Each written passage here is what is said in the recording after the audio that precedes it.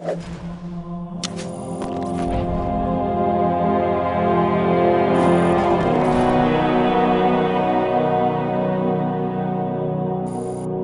is the awesome DLC map called Tempest. Hey, I'm Sam Jones and I'm a lead environment artist. I'm Rob Adams and I'm a lead environment artist. Mike Bilterman, I own Bunty. Mike Bilterman, I'm a senior level artist. David Aldridge, a network engineer. I worked on performance analysis for Tempest.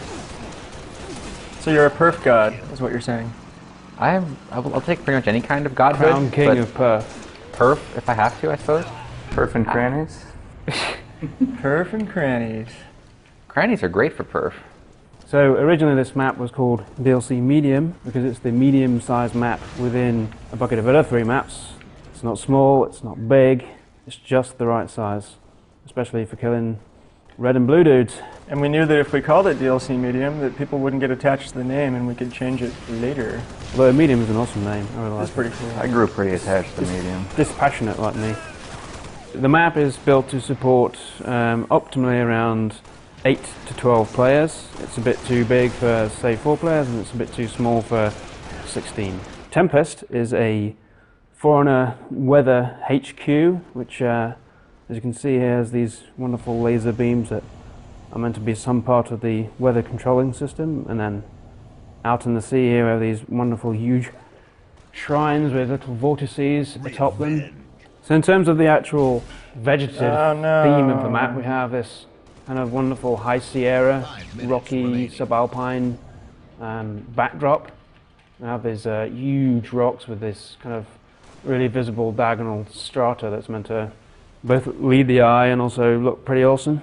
We tried to really separate the terrain into parts that were really, really distinguishable from each other so that anytime a player spawned or you're running around a corner, immediately tell where you are. I think it's more frustrating than spawning and having to whip the camera from left to right 3 or 4 times to figure out where you are. We really tried to focus on making one side dry and different and one side wetter and greener.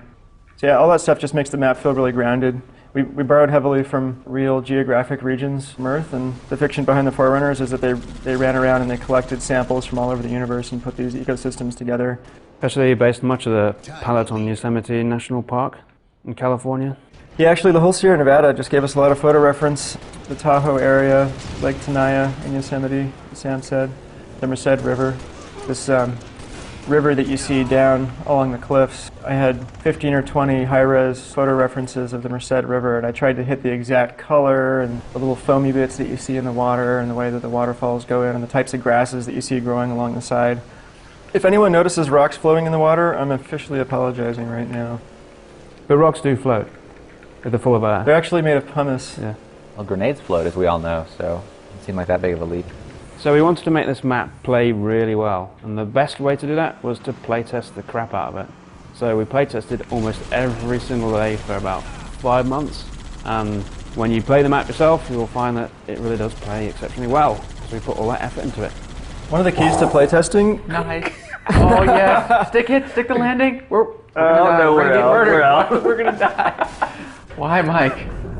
I think one of the keys to getting really, really smooth, tight, focused, and balanced maps is to have the actual development artists that are working on the map take part in the frequent playtests so that they're not just reacting to Play again. a bunch of bullet points from playtest sessions and lists of feedback, but they're the ones there that are actually feeling the grief from somebody up on a cliff. So having an emotional investment in the map as an artist, I think, makes you a better designer. Because we had our artists playtesting almost every single day, I think that really had an effect on how balanced and tight these maps are.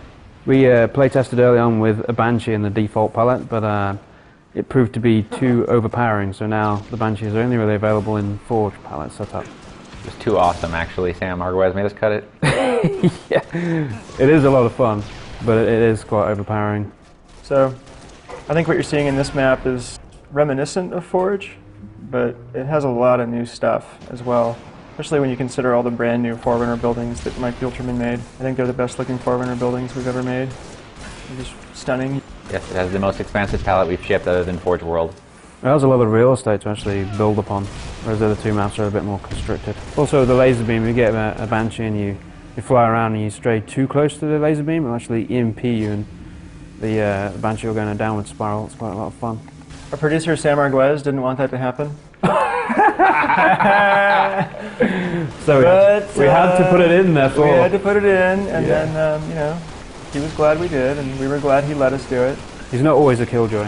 Very untypical of him to try to talk us out of doing something fun. He is the killer of fun. Ooh, Captain Fun Killer. Sorry, we can't do that. That'd be too much fun. We don't have the time for that much fun in here.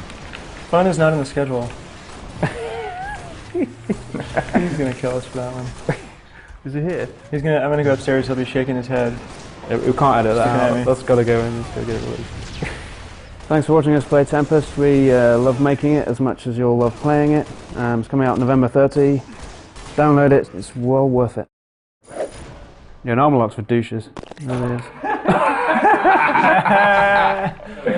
So we had to put it in there.